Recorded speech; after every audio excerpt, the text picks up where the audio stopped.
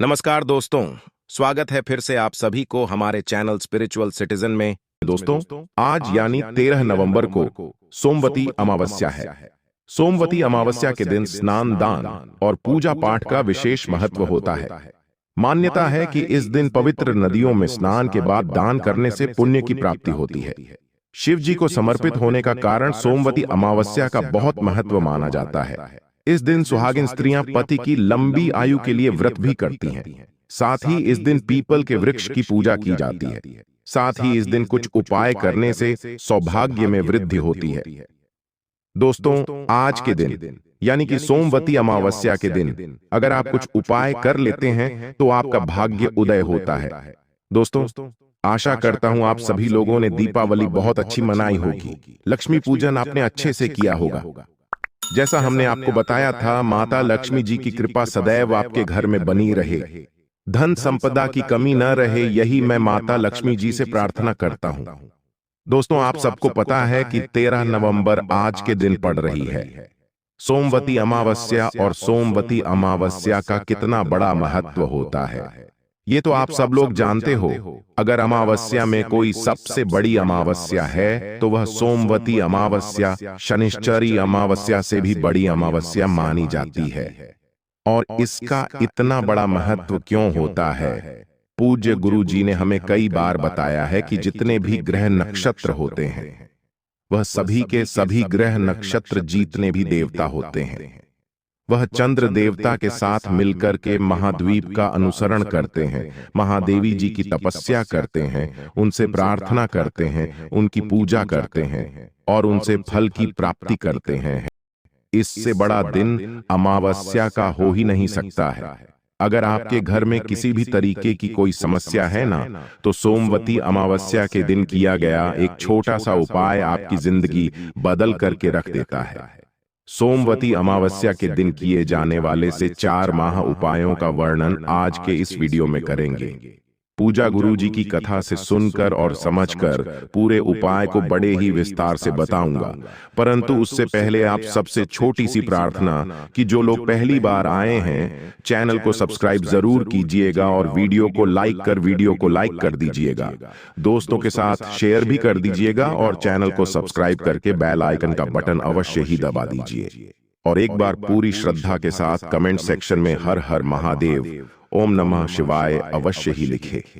महादेव की कृपा आप पर जरूर होगी। इस वीडियो के अंदर हम लोग 4 महा उपाय के बारे में बात करेंगे। पहला 7 पत्ते करना होगा, दूसरा तुलसी दल का उपाय होगा, तीसरा आपको एक दीपक से करना है और चौथा आपको अन्नदान वाला उपाय करना है। गुरुदेव ने कहा है कि सोमवती अमावस्या के दिन आपके द्वारा किया गया दान पुण्य जो होता है या फिर जो भी आपके परिवार की स्त्रियां जिस पीपल के पेड़ की, तुलसी के पेड़ की परिक्रमा करती है, उसका फल आपको 10 गुना प्रदान होता है। अगर आप सोमवती अमावस्या के दिन उस उपाय को करते हैं तो सीधा सीधा उसका पुण्य फल आपके खाते में जमा हो जाता है। ठीक है, सबसे पहले बात करते हैं पहले वाले उपाय की। लेकिन पहला वाला उपाय किन लोगों को करना है, इसके क्या लाभ है, सबसे पहले ये बात ध्यान से सुन लीजिएगा। अगर आपके परिवार में किसी भी व्यक्ति का समय सही नहीं चल रहा है और वह बीमार पड़ जाता है, या फिर आपके परिवार में कोई मंगल कार्य नहीं हो रहे हैं, परिवार में किसी की उन्नति नहीं हो रही है, कोई व्यक्ति बार बार बीमार पड़ जाता है, स्वास्थ्य सही नहीं रहता है, काफी सारी समस्याएं अगर आपके परिवार में एक के बाद एक आते ही चली जा रही है, तो इस छोटे से उपाय को करना, इसको सिर्फ और सिर्फ सोमवती अमावस्या के दिन किया जाता है। किसी और अमावस्या के दिन या किसी और दिन नहीं कर सकते तो क्या करना है, ध्यान से सुनना। इसके लिए आपको एक लोटा लेना है तांबे का, जिसके अंदर आपको अपने घर का शुद्ध जल भर लेना है और इसके अलावा आपको जो जो सामग्री चाहिए उन्हें नोट करते जाइए। सबसे पहले आपको थोड़ा सा पीला चंदन, कितना, 1 चुटकी पीला चंदन लेना है। इसी के साथ में आपको चाहिए होगी काली मिर्च। अब कितनी काली मिर्च चाहिए कोई संख्या नहीं बताई, गुरुदेव ने कहा कि थोड़ी सी काली मिर्च लेना और इस पाउडर को पीस लेना और अब चाहिए आपको बेलपत्र 7 बेलपत्र लेने हैं, और इसी के अलावा आपके आसपास जितने भी पेड़ पौधे उन सभी में से आपको 7 वृक्षों का एक एक पत्ता चाहिए। ध्यान रखना, जो भी चाहे मिल जाए। आंवले का मिल जाए तो, तुलसी मत लेना। तुलसी के अलावा कोई सा भी ले लेना। आपको 7 वृक्षों के चाहिए। कहने का मतलब है वृक्षों के चाहिए, पौधे के नहीं, अवृक्षों के। एक एक पत्ता मैं आपको एक बार फिर से बता देता हूं। एक लोटा जल, थोड़ा सा, एक चुटकी पीला चंदन, एक चुटकी पीसी काली मिर्च, 7 बेलपत्र और 7 अलग अलग वृक्षों के पत्ते। एक एक तो 7 पत्ते हो गए। सभी चीजों को आपको इसी वाले लोटे में डाल लेना है। पीला चंदन लिया, काली मिर्च, 7 बेलपत्र डाल दी, और अलग अलग पेड़ के 7 पत्ते आपको इसी के अंदर डाल देना है। अपने पूरे घर में घुमा करके दोनों हाथों में लेना। अपने पूरे घर में घुमा करके ओम नमः शिवाय मंत्र का स्मरण करते रहना है और चले जाना है। सीधा शिवलिंग के पास में ध्यान दीजिएगा। इसका बहुत ही अद्भुत क्रम है। आपको यहां पर जाकर के उत्तर दिशा, नॉर्थ डायरेक्शन की तरफ मुंह करके खड़े हो जाना है। इस एक लोटा शुद्ध जल को आपको कुंड के महादेव जी के नाम से महादेव जी की शिवलिंग पर समर्पित करना है, लेकिन पूरा का पूरा समर्पित नहीं करना। यह ध्यान रखना, शिवलिंग पर समर्पित करना, लेकिन अपने लोटे में थोड़ा सा जल बचा लेना। उस बचे हुए जल को पहले आप यहां पर मनोकामना कहनी है। आपकी जो भी कामना है उस बीमार व्यक्ति के लिए या बीमारी के लिए आपके घर में कभी प्रवेश ना करें। मंगल कार्य सभी बनते रहे। जो भी समस्याएं आ रही हैं आपके परिवार की, वह सारी खत्म हो जाए। कामना करने के पश्चात ये जो बाकी का जल है ना, शिवलिंग का जो मंदिर की चौखट होती है ना, इस चौखट पर आपको थोड़ा सा जल समर्पित करना बाहर निकल करके। और जब आप अंदर की तरफ आएंगे तो पीछे मुड़ करके मत देखना। पूज्य जी ने कहा कि जो व्यक्ति सोमवती अमावस्या के दिन इस उपाय को कर लेता है, उसके जीवन की सारी समस्या खत्म हो जाती है। ये तो हो गया पहला उपाय। अब बात करते हैं दूसरे वाले उपाय की। दूसरा वाला उपाय यह है कि अगर किसी व्यक्ति का समय खराब चल रहा है, दूसरा बीमारियां लगी हुई हैं, तीसरा शारीरिक कोई ना कोई उसे कष्ट है, तो सोमवती अमावस्या के दिन इस उपाय को किया जाता है। तुलसी की जो एक डंडी होती है, चाहे वह सूखी हो चाहे गीली हो, सूखी डंडी आपको एक से ये मात्र ठीक करना, और आपके नहाने वाले बाल्टी में आपको मात्र उसको घुमाना है, डालना नहीं है।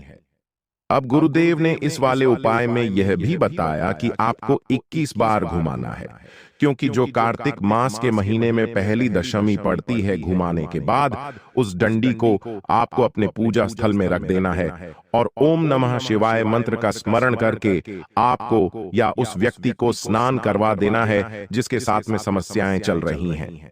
कोई ना कोई समस्या हमेशा उसके साथ में आती ही रहती है, तो उसे इस जल से स्नान कर देना।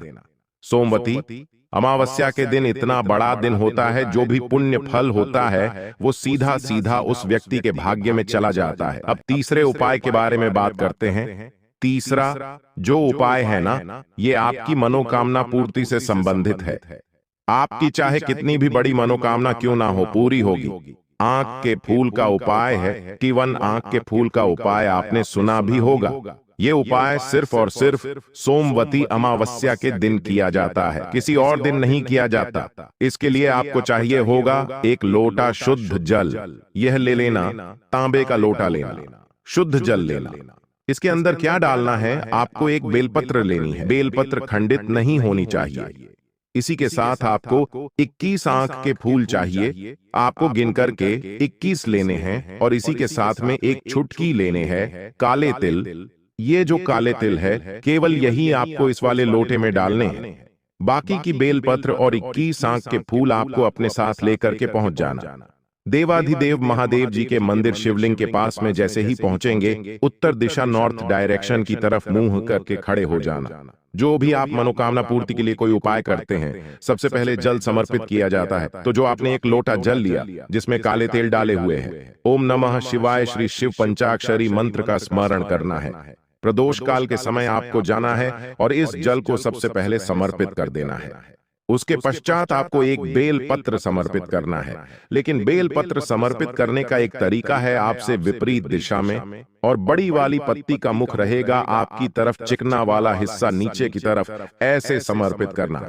और 21 आंख के फूल हैं, 21 बार ओम नमः शिवाय, मतलब एक एक बार शिवलिंग पर आप चढ़ाए। आंख के फूलों से चारों तरफ आपको उसका श्रृंगार करना है। जब आप एक फूल चढ़ा रहे होंगे, आपको ओम नमः शिवाय मंत्र का स्मरण करना है। फिर एक बार ओम नमः शिवाय, एक आंख का फूल, ऐसे आपको एक एक करके आंख के फूल ओम नमः शिवाय बोलते हुए चढ़ा देना है। इस बार आपको ओम नमः शिवाय मंत्र का बोल करके 21 के आंख के फूल यहां पर चढ़ा देना, अपना नाम और गोत्र बोलना, अपनी कामना करना महादेव जी के शिवलिंग को पर स्पर्श करके, और उसके पश्चात घर की तरफ चले आना। सोमवती अमावस्या के दिन मनोकामना पूर्ति का इससे सुंदर और अच्छा उपाय हो ही नहीं सकता है। पूज्य गुरु जी का बहुत ही अद्भुत और अचूक उपाय जरूर कीजिएगा। और अब बात कर लेते हैं सबसे अचूक उपाय।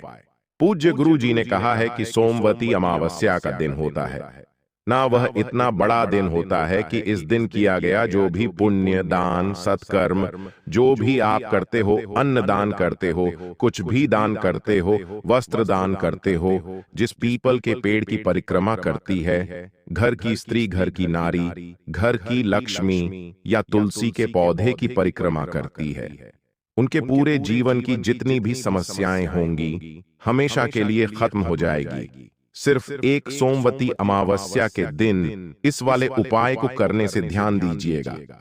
करना क्या है, आपको एक दीपक तैयार करना है। अमावस्या के दिन किसी भी समय सुबह या शाम को करना है। एक दीपक गोल बाती का, गाय के घी का, आपके घर में जो भी तुलसी का पौधा है वहां पर आपको लगाना है, या फिर पीपल के पेड़ के नीचे आप लगा देना। दोनों में से जो भी वृक्ष आपके घर के निकट हो वहां पर जाना है, इस गोल बत्ती के दीपक को लगाना, और उसी वाले पेड़ की आपको 7 परिक्रमा करनी है।